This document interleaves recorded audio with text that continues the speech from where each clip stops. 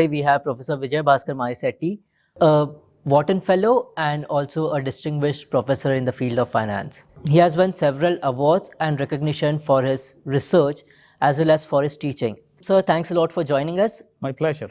So to start with, so there's a lot of noise around cryptocurrencies and there's a lot of ambiguity in the Indian context. So I would want to understand your view on it and what could be the future of cryptocurrencies in India.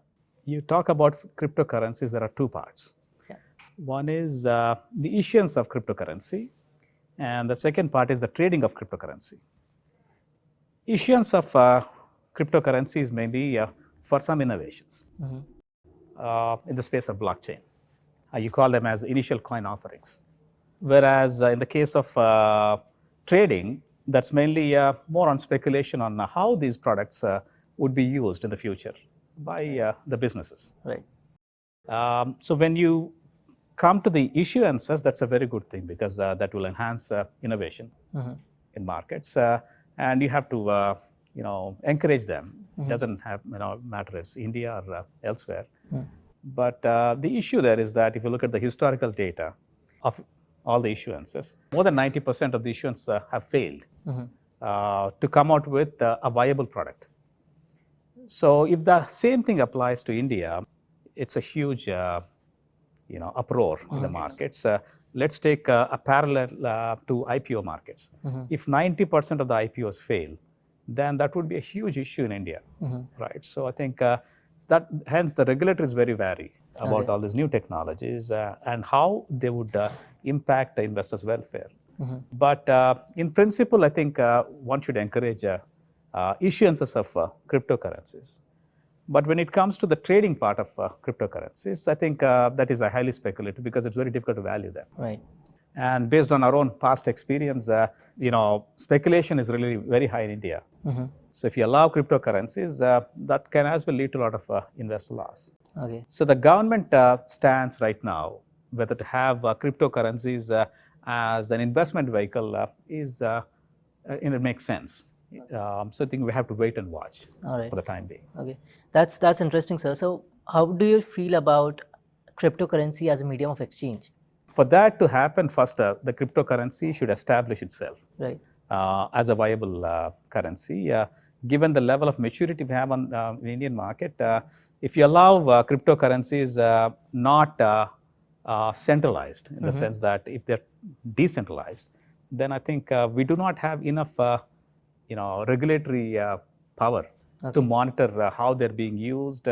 And given that most of the transactions deal with anonymity, so you don't know who's sending money to whom and all those things. So we get into a lot of issues. I think that's why I think the government wants to wait and watch for the time being. Okay, yeah, that's pretty interesting.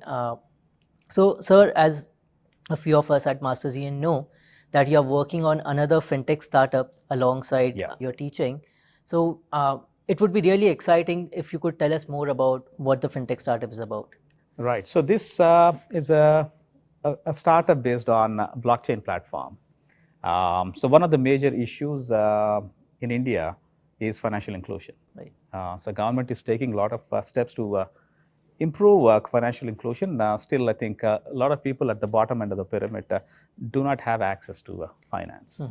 Especially my project is connected with farmers. Right. So farmers who are highly marginalized.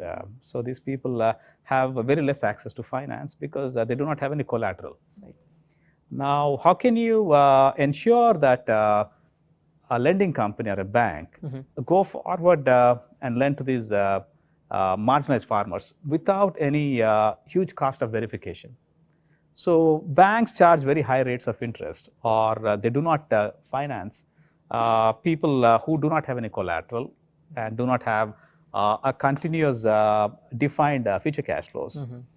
One primary reason is that the cost of verification is very high. That's right. Right. So the cost of verification here comes in the form of two aspects. One is the asset quality is very difficult to monitor. And the second one is it's very difficult to project the future cash flows. Now, one of the major reasons why you need to use a blockchain is you get more traceability, where the assets can be monitored much better. And also, given the higher traceability of all the stakeholders connected with the farmers, it's easy to forecast the future cash flows of the farmers. Right. So with this idea in hand, I approached a bank by name Samunati Financials, and I also requested one of the large IT companies by name Synchrony IT. So Synchrony gave us funds from the CSR. Then we incubated the company in the University of Hyderabad. Now we have developed the prototype. The pilot is going on right now. So the startup, in a nutshell, is mainly to ensure that the farmers can not only have access to finance, but their cost of borrowing can come down in the future. That's in fact really interesting, and I personally hope that the marginalized farmers that you're working with, the impact that we are trying to deliver gets delivered at scale. So, Thank you. I mean, best wishes from all of us at Masters Union. Thank you. Sir, since we are talking about farmers and agriculture, so one problem that is to be addressed is also the problem of the middlemen. Right. There's a huge barrier right now, and I mean, the farmers don't end up getting what they deserve. Right. So what do you think about this problem, and where do you see the solutions coming in, or do you even see the solutions coming in? Yeah, I'm very positive about the solutions that are coming up, mainly to reduce the intermediation costs. See, we need middleman or intermediation for a couple of reasons. One is, as I mentioned earlier, to verify the cost. And the second reason is there is a process or the value they add by aggregating. Let's assume farmers are there. So if you're dealing with many marginalized farmers, Right. so if they are not part of a collective, then they will not have any bargaining power. On the other hand, if there is a middleman who can aggregate, so they can have higher bargaining power. Right. So this bargaining power can be used either for the benefit of the farmers or for the detriment of the farmers. And in most of the cases, it happens to the detriment of the farmers. To the other side of it. Right. So, and when you have a technology like blockchain that is aimed at reducing the cost of verification and also to take away this intermediation process for having a direct access between the farmers, for example, and a customer like DMart, then I think you don't need any aggregator. As long as farmers as a collective, that's the new trend right now in India. So farmers are forming these FPOs, farmer collectives. And through that, they can as well aggregate, increase their bargaining power, and also establish market linkages directly. Okay. And I think this trend, is happening elsewhere. Like it's a big trend in for example, payment services that we see, supply chain that we see. A lot of intermediary costs have come down for companies. Right. But this kind of benefits did not happen at the bottom end of the pyramid. Right. So I think that revolution, will start sometime soon, and I'm hoping that overall the people who are highly marginalized would benefit through these technologies. Right. That's in fact fascinating, because I come from a place where I've seen a lot of marginal farmers. Right. And the interest rate, the borrowing rate that they pay is easily around 18 to 24% per annum. Right. And using blockchain sort of a technology and also providing inputs to the farmers, I'm sure that could bring down their cost of borrowing to even close to 6 to 9%. Yeah, that's quite possible. I think assuming that the blockchain can establish enough value chain linkages, Right. Where the benefits of the value chain can be passed on back to the farmers, Right. their effective cost of borrowing would come down. Yeah, I mean, and I really hope that it happens, and I the also hope problem the of same. farmers gets solved really soon. Having spoken about that, I would want to understand what's your view on the future of work or the future of businesses, given that technologies like blockchain and digital twins are shaping up. Right. I think definitely the future of business becomes much more lean. So the existing business process model is going to change, and the business decisions can become much more precise going forward. Especially you refer to digital twin. Right. Let's take the case of a farmer. So let's assume that you can have a digital twin of a cow, Right. or a plant. Right. Then so that can revolutionize the whole industry in terms of you can track the cow's health on real-time basis, and likewise the plant. Right. So, for example, an insurance company can be much more precise in terms of a policy for every plant, or for every season. It doesn't have to have a carpet policy like we have right now, right? So, because they have better estimates about the future yields, the health of the crop or health of the cow, etc. Likewise, a lending company will have much more traceability, much more precise traceability of their assets. Right. And the future cash flows of the farmers. Right. My personal view is that technologies like this will change the way we do business, and they make the whole business models much more lean and more efficient going forward. So there'll be huge business process innovations. Yeah. That's a really good point, sir. Especially on the insurance agencies part, as well as, say for example, since we were also talking about lending, say there's a bank who wants to lend to a particular farmer, they are not able to lend as of now. Right. But given now they have the traceability component, they know using digital twin and a combination of digital twin alongside blockchain, I believe it has a lot of use case. I mean, for a conversation's sake, we are talking about insurance and lenders, but it could be throughout the ecosystem. There's a lot of there's a lot of use case, business use case to it. Also, sir, having said that, one thing that I really wanted to ask you is, what is your, I mean, if you were to give one particular tip or guidance to a student or a future professional, what would that be?